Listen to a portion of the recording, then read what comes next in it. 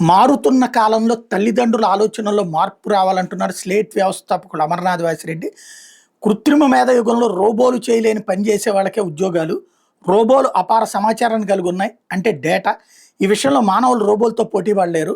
బట్టి చదువులు అంటే డేటాను బుర్రలో ఎక్కించడమే. అందుకే బట్టి చదువుల మార్కులు ఒంటిపైన లేచిన సెగ్గడ్డలు, వాపు బలం కాదు. కావాల్సింది అవగాహన, విశ్లేషణ, నేర్చుకున్న దాని సమస్యల పరిష్కారానికి ఉపయోగించే నేర్పు. రోబోలు చేయలేని పని చేసే వారికి ఉద్యోగాలు. సృజన, కుశాగ్రబుద్ధి అంటే comprehension skills, analytical skills, application skills, creativity, critical and lateral thinking skills. అదే సందర్భంలో సామాజిక భావోద్వేగ తెలివితేటలు, social intelligence and emotional intelligence, అలాగే నాయకత్వ లక్షణాలు, లీడర్షిప్ స్కిల్స్, కొలాబరేషన్ స్కిల్స్.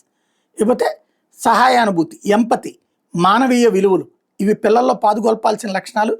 ఈ మాటలు చెప్తే వీళ్ళ స్కూల్లో మార్కులు రావు, అందుకే ఈ మాటలను ఎవరైనా ఎద్దేవా చేయొచ్చు. సంపూర్ణత ద్వారా సంపూర్ణాత్మక విద్య అందిస్తూ పిల్లల్లో లైఫ్ స్కిల్స్ పెంపొందిస్తూ వాళ్ళని బట్టి చదువుల ద్వారా కష్టపెట్టి కాకుండా ఇష్టపడి చదివేలా చేసి సాధించిన మార్కులు ఇవి అంటూ సముద్రాల అద్వైత అని చెప్పి వాళ్ళకి సంబంధించి 600కి 595 స్టేట్ సెకండ్ ర్యాంక్ వచ్చిందట.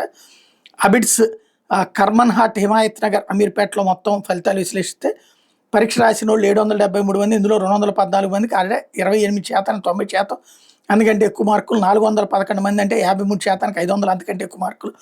609 మందికి అంటే 79% డిస్టింక్షన్, 75+%. 755 మంది అంటే 98% ఫస్ట్ క్లాసు. అవినీతి చేయట్లేదు, నిజాయితీతో సాధించిన మార్కులు. కార్పొరేట్ల ప్రకటనలు ఇవ్వట్లేదు అని చెప్పుకొస్తున్నారు. ఇప్పటిదాకా ఆయన సామాజిక అంశాల మీద మాట్లాడుతూ ఉంటారు.